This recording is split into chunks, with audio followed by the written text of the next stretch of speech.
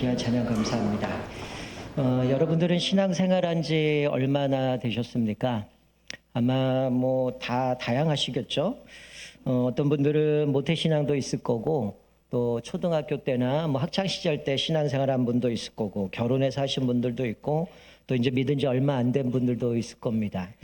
저는 모태신앙으로 신앙생활을 했습니다. 만약에 저희 어머니가 예수를 믿지 않았다면 모르겠어요. 제가 머리를 밀고 산으로 갔을지는 모르겠지만 그러진 않았을 것 같고 아마 불교 쪽에서 있지 않았을까 싶은데, 저희 아버지는 원래 이제 불교 집안에서 태어나셨고, 근데 어머니와 결혼하고 이제 저희 형 태어나고 나서 그때부터 이제 신앙생활 했던 것 같습니다. 제가 6남매 중에 5번째로 태어났기 때문에 이제 모태신앙으로 태어났고요. 뭐 아내는 순교자 가정에서 태어나서 오랜 세월 또 신앙생활했던 가정에 태어났는데, 흔히들 모태신앙이라고 얘기하면 좀 안 좋은 얘기는 못된 신앙 이렇게 얘기하거든요. 아마 이제 생각하건대 저를 돌아보면 못된 신앙이었나. 근데 하여튼 그거 같아요. 태어날 때부터 이제 신앙생활 하다 보니까 이제 몸에 이제 익숙해지다 보니까 좀 타성에 젖은 것도 있고, 이런 부분에서 그런 얘기를 하는지 모르겠지만 전 나름대로 모태신앙의 가정에서 태어난 게 저한테는 참 은혜였다라는 생각이 듭니다. 그게 어쩌면 계속해서 신앙생활 할 수 있도록 이끌어오지 않았나 생각이 드는데, 사실 저는 모태신앙이지만 예수님을 인격적으로 만난 건 고등학교 1학년 때입니다. 언젠가도 한번 말씀을 드렸을 것 같은데, 주일날 이제 중고등학생들이, 아마 고등부였을 거예요. 고등부 학생들이 이제 주일날 새벽에 자체적으로 모여서 큐티도 하고 기도회를 하는 시간들이 있었습니다. 뭐 여느 때와 마찬가지로 주일날 가서 이제 뭐 선배들, 후배들, 친구들 같이 모여서 큐티하고 기도하는 시간에 하나님이 저에게 그런 음성을 주셨어요. 너는 나보다 세상을 더 사랑한다. 이런 얘기를 하셨어요. 이런 고등학교 1학년 아이가 그 이 얘기를 들었다고 뭔 일이 생겼겠습니까? 근데 저한테는 그게 엄청난 충격으로 다가왔습니다. 그날 예배 다 드리고 집에 가서는 이제 밤새 울었고요. 그리고 그 다음날 학교 가서도 계속 울었고요. 그러니까 누나가 갑자기 너 뭔 일이냐, 어디 아프냐 근데 말을 못 하겠는 거야. 속된 말로 창피하잖아요. 내가 오늘 기도회 갔는데 하나님이 내가 세상을 더 사랑한대 이래갖고 나 충격에 이 얘기 못 하겠는 거야, 차마 누나한테. 그리고 그 다음 학교 갔더니 선생님이 너 어디 아프냐, 아프면 조퇴해라 이럴 정도로 계속 학교 갔는데도 울면서 앉아 있었던 거예요. 그러고 나서 저는 그때부터 이제 좀 제 생각이 좀 바뀌기 시작했는데, 언제가 친구가 지나가는 말로 얘기하더라고요. 그때 제가 예수님 만나기 전에 무서웠대요. 왜냐면 우리 중고등부 아이들이 입에 뭘 달고 삽니까? 여기 경건한 분들은 먹을 거 이럴 줄 알았는데 욕을 달고 살잖아요. 저도 욕을 달고 살았더라고요. 근데 그 사건 이후로 욕이 사라졌는데 가끔 욕을 할 때가 있습니다. 개를 보고 이 개새끼야 이렇게 했는데 욕은 사라져버리고 제 태도가 달라졌어요. 그러면서 물론 어렸을 때부터 저는 뭐 목회자에 대한 막연한 생각들은 갖고 있었지만, 그때부터 이제 목회자에 대한 비전들을 가지고 공부하면서도 이제 왜 공부해야 되는지 알게 되니까 공부 성적도 올라가기 시작했고, 그리고 저희가 뭐 원래 모교는 따로 있지만 중학교 2학년 때부터 제가 충영교회를 다녔는데, 그러니까 고등학교 1학년 때 예수님을 만나고 고등학교 2학년 때 이런 그 큰 교회에 고등부하면 몇백 명 되거든요. 근데 제가 회장이 됐어요. 뭐 친구들이 막 뽑아주기도 했지만 어쨌든 그때부터 하나님이 저를 훈련시켜 왔던 과정들이었으면 보게 됩니다. 그 과정을 통해서 저는 뭐 자격도 없고 뭐 리더십도 없고 회장으로 뭐 해야 되는지도 모르는 상황에 얼떨결에 회장이 돼서 일들을 감당했는데, 여러분 오늘 본문에도 보면 하나님께서 사울을 만나 주셔요. 여러분 이 사울, 우리가 뭐 이 부분은 너무나 익숙하다 보니까 잘 알겠지만, 여러분 사도행전의 흐름을 좀 계속 기억하셔야 될 거는 1장 8절대로 예루살렘과 온 유대와 사마리아 땅끝까지 흘러가는 이 말씀대로 지금 사도행전이 기록이 되어 있거든요. 1장부터 7장까지 예루살렘과 유다, 그리고 7장부터 13장까지는 이제 사마리아 지역에 복음 증거되고 13장 이후부터는 이제 땅끝까지 복음이 증거되는 내용으로 순차적으로 기록이 되어 있는데, 자 우리가 살펴본 것은 사도들에 의해서 예루살렘과 유대의 복음이 전파됐습니다. 그리고 스데반의 순교를 통해서 이들이 뿔뿔이 흩어지게 되었고, 또 지난주 살펴본 것처럼 빌립을 통해서 사마리아, 그리고 심지어 에디오피아 내시까지 예수를 믿게 되고 세례받게 되고 뭐 전생에만 그가 돌아가서 교회를 세웠다 이런 얘기까지 우리가 흘러왔는데 이제 흐름대로 보면 이제 이방 땅에 복음 증거할 사람을 세워야 되는데 하나님은 아무도 생각하지 못하는 방법으로 이 일들을 만들어 가셨다는 거죠. 그러니까 우리가 흔히 뭐 그런 얘기하잖아요. 신의 한 수였다라고 얘기를 하는데 여러분 사도 바울의 열정 우리가 먼저 제가 말씀드린 거는 우리가 뭐 오늘 본문에는 사울로 등장하지만 이제 그가 복음을 증거할 때는 이름이 바울로 바뀌죠. 이거는 원래 이름이 사울, 바울 똑같은 이름입니다. 사울은 히브리식 이름, 바울은 헬라식 이름이에요. 그러니까 예수 믿고 나서 바뀌었다 이렇게도 그가 바뀐 걸 얘기하지만 원래는 사울과 바울이라는 건 그게 원래 이름입니다. 히브리식으로 얘기를 할 때는 사울이라고 얘기하는 거고 헬라식으로 이름하는 것은 바울이기 때문에 그가 이제 이방의 사도로 복음을 전하니까 이방 지역 다닐 때는 헬라식 이름으로 바울이라고 불려진 거예요. 자, 어쨌든 이 사울이 이제 오늘 본문 가운데에 이제 이방인의 사도로 부름을 받게 되는데 제가 참고로 하나 말씀드리면 여러분 사도행전 9장 말씀은 여러분 사도행전의 모든 걸 다 기록할 수는 없어요. 성경이 다 기록할 수 없기 때문에 좀 이걸 압축해서 기록해 놓고 있는데 사도행전 오늘 본문과 그 뒤의 내용까지 쭉 흘러가는 이 9장 말씀은 사실 시간적으로 보면 대략 한 3년 정도의 이야기들을 압축시켜 놓은 겁니다. 무슨 얘기냐면 우리가 오늘 읽지는 않았지만 그 오늘 읽은 본문 뒷부분에 가면 22절부터 26절 그리고 26절부터 그 이후의 내용을 보면 나중에 이 사울이 오늘 본문에서 예수를 만나고 나서 오늘 본문에서는 다메섹으로 가고 그리고 아나니아를 만나게 되고 바나바를 만나게 되고 사도들을 만나는 걸로 기록이 되어 있어요. 근데 사도 바울이 여러 서신서를 썼잖아요. 갈라디아서를 보면 갈라디아서는 왜 편지를 썼냐면 여러분 보통 그 사도행전 앞부분에 이제 가룟 유다가 자살하고 죽잖아요. 그래서 마띠아를 뽑을 때 제자가 되는 자격이 있습니다. 예수님을 직접 목격했고 그분의 사역들을 감당했던 사람들끼리 기준들이 있는데 이 사울은 사실은 예수님을 본 적이 없어요.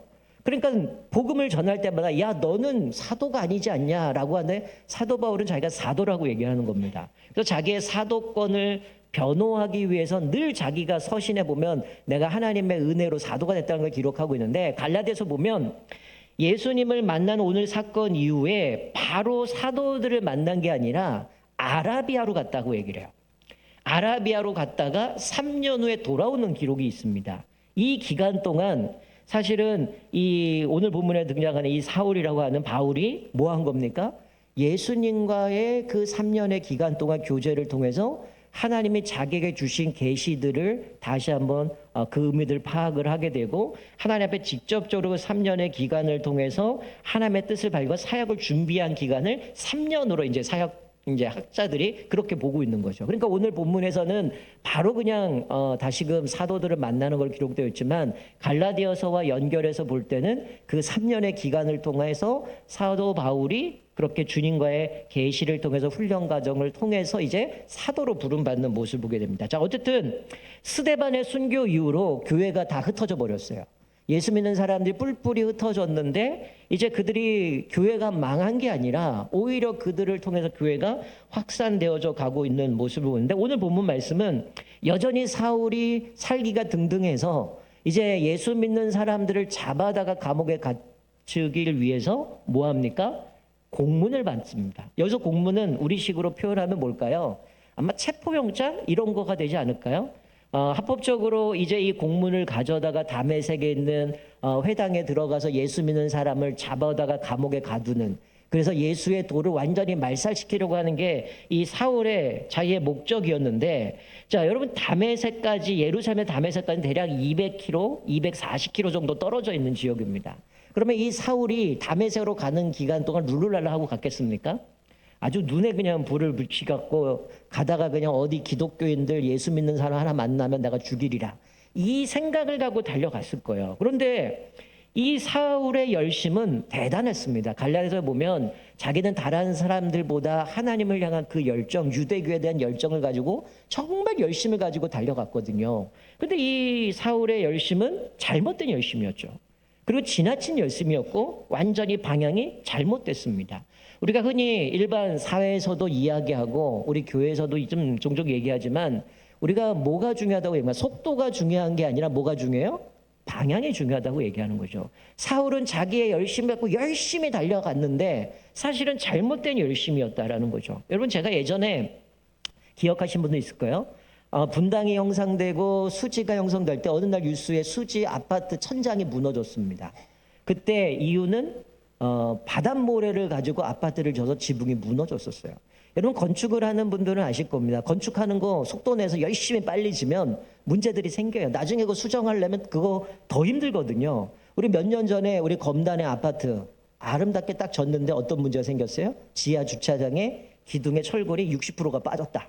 그래서 이게 부식이 돼서 무너진다. 그러니까 사람들이 집값 떨어지고 이 아파트 언제 무너질지 모르는 상황에 불안을 하는데 그거 다시 헐고 지을 수는 없잖아요. 마치 우리가 하나님 앞에서 어떤 목적을 가지고 달려가는데 이게 속도가 중요한 게 아니라 바르게 가야 된다는 거예요. 우리 특별히 우리 그리스도인들이 하나님이 나에게 주신 사명, 우리에게 주신 그 목적을 향해서 달려갈 때에 늘 우리는 분별력을 있게 가야 됩니다. 이게 주님의 뜻인가? 하나님이 원하시는 것인가? 하나님이 기뻐하시는가? 그것들을 쫓아 살아가야 된다라는 거죠. 자, 오늘 본문 말씀에 2절에 보면 여전히 사울은 살기가 등등합니다. 그리고 씩씩거리며 담에서 달려갔는데 3절에 보니까 예수님이 그를 만나 주시죠. 이렇게 기록해요. 사울의 길을 가다가 다메섹에 가까이 이르더니 호련히 하늘로부터 빛이 그를 둘러 비추는지라. 여러분 여기서 빛이라는 단어가 헬라어로 포스라는 단어인데요. 요한복음에 되면 예수님에 대해서 사도 요한이 이제 그것들을 쭉 설명해 가고 있는데 요한복음 1장 4절에 이렇게 말씀해요. 그 안에 생명이 있었으니 이 생명은 사람들의 빛이라. 이 빛이라는 단어가 오늘 본문에 등장하는 빛과 똑같은 단어입니다. 즉 사울이 다메섹으로 가다가 호련히 하늘로부터 강한 빛을 만나게 되는데 그 빛이 누구냐? 예수라는 거죠. 즉 사울이 예수님을 만나게 되었다는 거죠. 여러분 사울의 입장에서는 이런 옵션을 기대하지 않았을 거예요. 아마 그가 생각했던 옵션은 어떤 거였을까요? 내가 다메섹을 가다가 마치 감자 깰 때 그 뿌리에 뭐 감자가 줄줄이 엮여서 나오는 것처럼 이거 얻어 걸리든 하나씩 잡혀갖고 줄줄이 엮어갖고 데려오는 거 그 꿈을 꿨을 텐데 예수 믿는 사람들을 만나야 되는데 지금 누굴 만난 거예요? 예수 믿는 사람이 아니라 정작 예수를 만나버린 거죠. 얼마나 황당했겠습니까? 근데 이 사건 가운데 오늘 본문 보면 뭐라 그래요? 사울아 사울아 내가 어찌하여 나를 박해하느냐. 충격이었을 겁니다. 내가 예수 믿는 사람들 잡아 죽이려고 했는데 그가 만난 거는 예수를 만났는데 사울아 사울아 내가 어찌하여 나를 박해하느냐. 주여 누구시니까? 네가 핍박하는 박해하는 예수다라고 분명하게 말씀하시죠. 아마 충격 먹었을 겁니다. 야 내가 예수 믿는 사람 잡아 죽이려고 했는데 예수님이 나타나갖고 네가 왜 나를 핍박하느냐, 왜 나 박해하느냐 이렇게 말씀하신 거죠. 여러분 사울은 아까 제가 뭐 마띠아 얘기했지만 사울은 예수님을 만난 적이 없어요. 예수님을 핍박한 적도 없습니다. 근데 왜 예수님이 이렇게 말씀하실까요? 사울아 사울아 내가 어찌하여 나를 박해하느냐. 여러분 여기서 아주 중요한 하나의 신학적인 원리를 하나 발견하는 거죠. 뭡니까? 예수님은 교회와 성도들을 동일시한다는 거야. 여러분 우리가 예수를 믿고 우리의 죄를 회개하고 세례를 받아요. 우리는 그리스도와 연합됐다라고 얘기를 합니다. 그리고 그리스도가 몸이 예수님의 머리가 되시고 우리는 지체가 돼서 한 몸이 되었다라고 얘기하는데 예수님은 지금 이 사울이 교회를 핍박하는데 왜 나를 핍박하느냐. 교회와 성도들을 예수님이 동일시하고 있음을 말씀해 주고 있는 거죠. 여러분 이게 큰 위로가 되죠. 여러분 누군가가 나를 해코지한다, 나를 어렵게 한다. 그럼 어떻게 한다는 거예요? 지금 그 사람이 예수님을 해롭게 한다는 거죠. 그러면 어떻게 하나님이 우리를 보호하시고 책임져 주신다라는 것이죠. 그러니까 나를 공격하는 사람이 있다 보면 나는 이 사람 때문에 힘들어하지만 하나님이 가만두시는 게 아니죠. 왜? 하나님은 교회와 성도들을 주님과 동일시하기 때문에 하나님이 책임져 주심을 말씀해 주고 있어요. 자, 우리 옆에 분 한번 얼굴 한번 보세요. 네. 잘생기셨고 아름다우시고 이쁘신데 이렇게 인사했습니다. 사랑합니다. 축복합니다. 여러분 반대로 생각하면 옆에 분을 보면서 어떤 생각을 가지셔야 되냐면 내가 이 사람을 건들면 내가 하나님을 건드리는구나. 그렇잖아요. 옆에 분 안에 하나님이 계시잖아요. 그러니까 우리에게는 어떤 책임이 있습니까? 성도들 관계 속에서 내가 이 사람을 미워하고 상대방을 괴롭히는 게 아니라 그 사람을 사랑하고 섬겨야 될 책임이 우리에게 있는 거죠. 왜? 나를 괴롭히는 것은 하나님을 괴롭힌다면 내 옆에 있는 지체를 괴롭힌다는 건 뭐야? 내가 하나님을 공격하는 거거든요. 그러니까 우리 성도들 가운데 갈등하고 싸우는 게 제일 어리석은 겁니다. 오늘 본문 말씀 보면 예수님은 지금 사울아 사울아 네가 왜 나를 핍박하느냐, 바로 이 지금 핍박받는 성도들, 핍박받는 교회를 주님이 동일시하고 있다라는 것이죠. 여러분 마태복음 25장에서 예수님이 그런 얘기 하셨잖아요. 지극히 작은 자 하나에게 한 것이 내게 한 것이다. 여러분 우리는 주님 안에서 얼마나 은혜 받은 사람입니까? 나를 해하는 사람 하나님이 보응해 주시고, 이게 사실은 아브라함이 주신 복이잖아요. 너를 축복한 사람 내가 너를 축복하고 너를 저주한 내가 저주하리라. 이게 하나님께서 아브라함한테 그렇게 약속해 주신 건데, 자, 사울은 강한 빛으로 인해 앞을 보지 못해요. 그래서 사흘 동안 먹지도 마시도 못하고 이제 어떻게 보면 금식을 하게 되어지는데, 여러분 이것을 통해서 우리가 깨닫는 건 하나님이 지금 사울에게 그가 무엇을 해야 되는지 내가 알려줄 사람을 말씀하시면서 다메섹으로 가라고 이야기합니다. 아나니아를 예배해 두시죠. 우리가 여기서 깨닫는, 하나님이 우리를 부르셨을 때 그냥 너 이거 해 그러시는 분이 아니라 사람을 붙여주시고 우리가 그 일들을 감당할 수 있도록 힘도 주신다라는 거예요. 아마 이 사울은 사흘 동안 뭐 했을까요? 저는 이 사흘 동안 사울은 되게 복잡했을 것 같아요.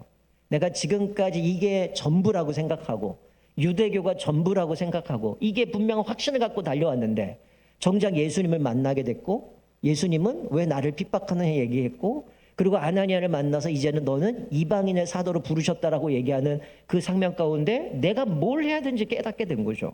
얼마나 복잡하겠습니까? 이게 전부인 줄 알고 예수 믿는 사람 잡아다 감옥에 가야 되는데, 이제는 내 인생이 완전히 내가 해던 거에 반대의 삶을 살아가야 되다 보니까 머리가 복잡했을 거예요. 아마 이 기간 동안 자기는 그 사흘 동안 이제 자기의 삶을 돌아보면서 다시금 이 주님을 만나는 사건 속에 자기 인생을 재해석하는 시간들을 가졌을 것입니다. 여러분 또 우리가 사도행전을 묵상하면서 한 가지 놓치지 말아야 될 거는 계속 강조하는 게 뭡니까? 성령의 역사라는 거죠. 그래서 어떤 분들은 사도행전이 아니라 성령행전 이렇게도 얘기하는데, 하나님의 주도권 가운데 역사하고 인도하신다는 거죠. 스데반의 순교 이후에 어떻게 하셨어요? 그들이 흩어지지만, 우리가 제가 이따 오후에도 같이 말씀 나누겠지만, 예수님이 교회에 대해서 말씀하신 음부의 권세가 이기지 못하리라.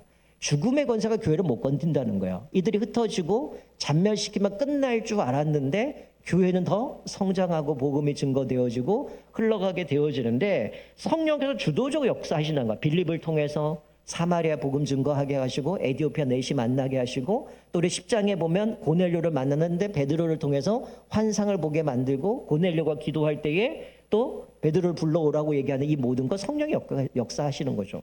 오늘 본문에도 마찬가지죠. 성령께서 역사하셔서 강권적으로 사울을 인도에 가셔서 주님을 만나게 하시고 그의 인생을 바꿔버릴 모습을 봅니다. 나중에 사도 바울이 복음을 증거하고 디모데에게 편지를 쓰면서 이렇게 자기의 삶을 고백합니다. 자, 우리 자막을 보시면 디모데전서 1장 12절부터 16절 제가 읽어가면서 말씀을 드리면, 자 12절에 나를 능하게 하신 그리스도 예수 우리 주께 내가 감사함은 나를 충성되이 여겨 내게 직분을 맡기심이니. 자, 사도 바울은 자기를 뭐라고 얘기합니까? 내가 능력 있고 뛰어나서 나를 부른 게 아니라 충성되이 여기셨다는 거야. 그리고 나에게 직분을 주셨다는 거죠. 그리고 13절에 나는 원래 어떤 사람이라는 거야? 비방자요 박해자요 폭행자였으나 도리어 긍휼을 입은 것은 내가 믿지 아니할 때 알지 못하고 행하였습니다. 자기가 못 모를 때는 알지 못하고 예수 믿는 사람 잡아 죽였는데 하나님이 나에게 긍휼을 입었다는 거예요. 긍휼을 베풀었다는 거예요. 14절 우리 주의 은혜가 그리스도 예수 안에 있는 믿음과 사랑과 함께 넘치도록 풍성하셨다. 하나님이 나에게 그런 믿음과 사랑과 은혜를 넘치게 주셨다는 거예요. 그래서 15절에 믿보다 모든 사람이 받을 만한 이 말이요 그리스도 예수께서 죄인을 구원하시려고 세상에 임하셨다 하였도다. 죄인 중에 내가 괴수니라. 자기는 어떤 존재냐? 죄인 중에 괴수. 도저히 용서받지 못하고 쓰임받을 수 없는 사람이지만 충성되이 여겨 직분을 주시고 긍휼을 베풀어 주셨고, 비방자요 박해자요 폭행자였으나 하나님의 긍휼로 나를 이렇게 세워주셨다고 고백을 해요. 그러면서 16절 이렇게 고백하죠. 그러나 내가 긍휼을 입은 까닭은 예수 그리스도께서 내게 먼저 일체 오래 참음을 보이사 후에 주를 믿어 영생 얻는 자들에게 본이 되게 하려 하심이라. 즉 사도 바울이 구원받은 이유는 나중에 믿을 사람들에게 본을 보이기 위해서, 본이 되게 하시기 위해서 자신을 하나님에 부르셨고 오래 참으셨고 긍휼을 베풀어 주셨다라고 말씀하는 겁니다. 이런 마찬가지죠. 하나님이 우리를 부르신 이유는 내가 능력 있고 뛰어나서가 아니라는 거예요. 하나님의 은혜고 하나님의 사랑이고 하나님의 자비하심을 말씀해 주고 있는 거죠. 하나님의 주도권 가운데에 우리를 부르셔서 하나님의 자녀로 세워주신 것, 이게 얼마나 큰 은혜인지 모른다는 거예요. 또 하나는 뭡니까? 이 사울을 보면서 깨닫는 게 뭡니까? 하나님이 바꾸지 못할 사람은 없다는 거예요. 여러분, 하나님이 바꾸지 못할 사람은 없다는 거예요. 어떻게 이런 사람이 예수를 믿습니까? 어떻게 이런 사람이 갑자기 예수를 증거합니까? 우리 뒤에 내용들을 보면 아나니아가 쩔쩔매잖아요. 소문에 의하면 이 사람은 공문 받아서 예수 믿는 사람 잡아 죽인다는데 내가 어떻게 그를 만나야 됩니까? 못 만납니다 얘기도 하고, 사도들을 만날 때도 다 거부하잖아요. 그때 바나바가 중재를 해서 교제하게 만들어가는 모습들을 보게 되는데, 하나님은 바꾸지 못할 사람이 없다라는 거예요. 그러니 때로는 나를 힘들게 하고, 때로는 기독교를 핍박하고 어렵게 하는 사람들이 있지만, 우리가 기도를 포기하지 말아야 될 것은 하나님이 그 사람도 바꿀 수 있다는 거예요. 저는 목사로서 어떤 생각하면, 만약에 지금은 제가 못 만나지만 예전에는 뭐 교회를 욕하고 비방하고 이런 사람이 많았거든요. 근데 이제 저희 교회가 뭐 지역사회 여러 가지 많은 또 전도도 하고 여러 가지 사업들을 하다 보니까 많은 이미지를 바뀌긴 했는데, 저는 그런 생각했어요. 누군가가 나를 괴롭힌다, 누군가가 기독교를 향해서 욕을 한다, 그러면 저는 그 사람을 보고 동네에서 만나면 어떤 생각이 들까요? 잠정적으로 우리 교인이다, 이 생각을 하죠. 하나님이 이 사람도 바꾸면 우리 교인 될 수 있는데, 여러분 재밌는 얘기는, 예전에 저희가 이 교회가 이제 리모델링해서 지금 창문이 하나도 없잖아요. 예전에 여기 양옆에 창문이 있었거든요. 그러면 저희가 오후 예배 때 찬양하고 아니면 저녁에 예배 드리고 금요일 날도 기도하고 그러면 드럼 소리 들리고 찬양 소리 들리고 뭐 통성기도 소리가 들리면 주변의 사람들이 난리 난 거예요. 이쪽은 어땠어요? 창문 열면 바로 얼굴 쳐다볼 수 있었잖아요. 맞닥뜨렸잖아요. 어느 날 금요 기도회를 드리는데 아마 여러분들은 모르실 거예요. 저 바깥에 어떤 여자분이 오셔갖고 막 욕을 해서 화를 내셨어요. 시끄러워서 못 살겠다고. 맨날 일요일이고 뭐고 맨날 니들 떠드냐. 좀 조용해라. 좀 악기 좀 하지 마라. 막 이랬는데, 여러분 놀라운 건 몇 년에 그분이 우리 교회 등록하셨어요. 그리고 집사님이 되셨습니다. 근데 그분이 하는 얘기가 뭐냐면, 옛날에는 내가 정말 찬양소 짜증나지고 미치는 줄 알았는데 내가 교회 등록하고 신앙생활 하니까 이 시간이 너무 좋다는 거야. 여러분, 찬양 때문에 열받아서 와서 욕했던 분이 찬양하는 시간이 너무 좋고 너무 은혜롭다고 고백을 하셨는데, 그분이 이제 연세 드셔가지고 돌아가셨어요. 근데 그런 고백을 하는 거예요. 그래서 사실은 나를 힘들게 하고 어렵게 하는 사람이 있을지라도 우리가 그들을 품고 기도해야 되죠. 하나님이 이 사람을 바꾸시면 이 사람도 예수 믿고 은혜 받을 수 있구나. 여러분, 농담으로 그런 얘기 많이 하죠. 남자들이 힘들 때 자기 지갑에 있는 아내 사진을 본답니다. 왜 볼까요? 내가 이 사람과 함께 사는데 이것보다 힘든 게 뭐가 있을까? 그러나 여자들도 힘들 때 자기 지갑에는 남편을 본답니다. 내가 이 인간도 바꿨는데 이것보다 힘든 게 뭐가 있을까?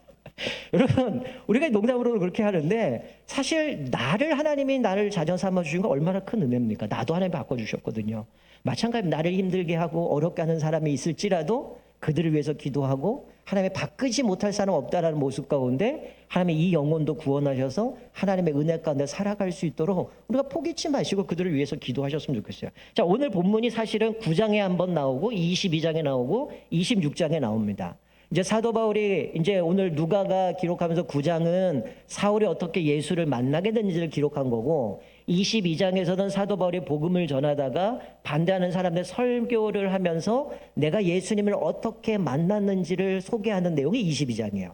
그리고 26장에서는 자기가 이제 로마로 잡혀가면서 아그리빠 왕 앞에서 내가 지금 이렇게 복음을 전하는 이유가 이렇게 주님을 만나서 내가 지금 이것을 위해서 이렇게 달려왔다라는 거 고백하면서 26장 길게 예수님에 대해서 소개하는 게 3번 나와요. 자, 오늘 본문에는 질문이 딱 사울이 한 번 하죠.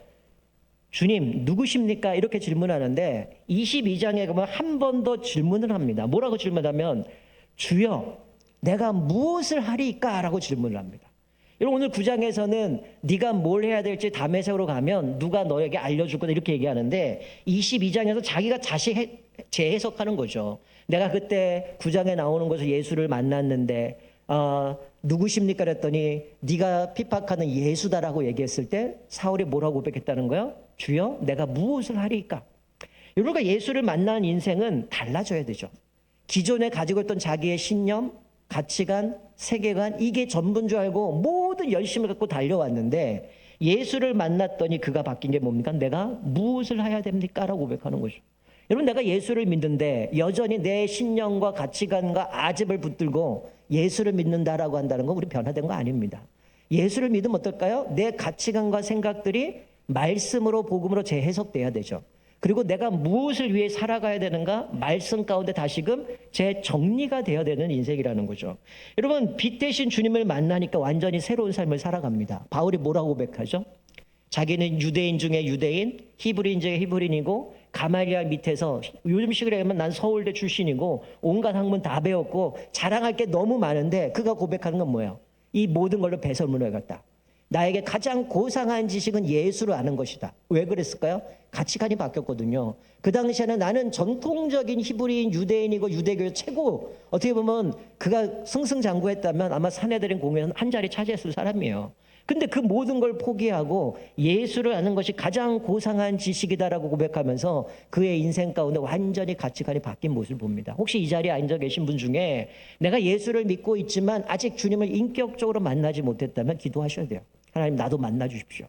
오늘 사울을 만나서 그 인생을 바꿔주신 것처럼 주님, 나도 만나 주시고 내 인생에 주님이 인격적으로 만나게 하셔서 나의 가치관, 삶의 목적, 삶의 이유 모든 것이 바뀌어서 정말 하나님 앞에 어떻게 살아가야 되는지 깨달로 기도했으면 좋겠어요.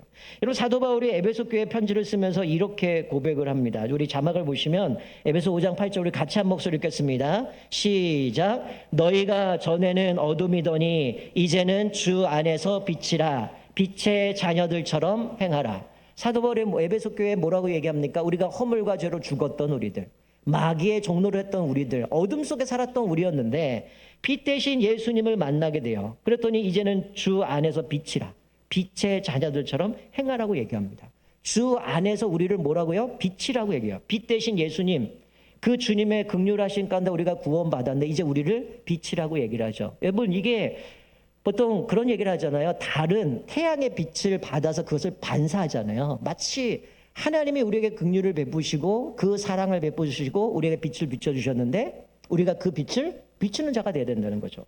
빛의 자녀들처럼 행하라고 얘기합니다. 우리가 다 읽지는 않지만 그 뒤에 본 빛의 열매는 모든 착함과 의로움과 진실함에 있느니라. 주를 기쁘시게 할 것이 무엇인가 시험하여 보라. 즉 이 얘기는 뭐냐면 주를 기쁘시게 하는 것이 무엇인지 분별하라는 거예요. 내가 이제는 주 안에서 빛이 되었기 때문에 빛의 자녀로 살아가기 위해서는 내가 하나님 앞에 어떻게 하나님을 기쁘시게 할지 분별하며 살아가는 거죠. 교회에서만이 아니라 가정에서, 일터에서, 삶의 영역에서 내가 하는 모든 것 가운데 주님께 기쁘시게 할 것이 무엇인지 분별하라는 거예요. 그리고 그 뒤에 나가면 세월을 아끼라. 때가 악하니라.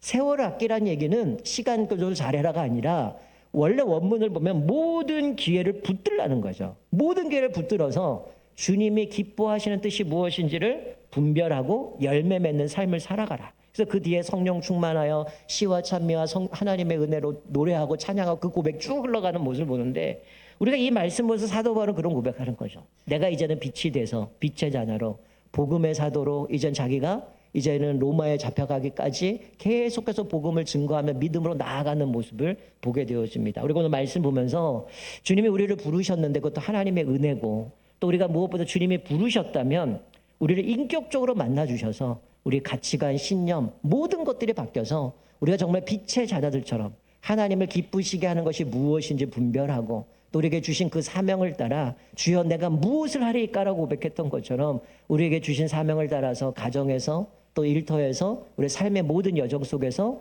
하나님을 기쁘시게 하는 저와 여러분 되시기를 주님의 이름으로 축원드립니다. 아멘.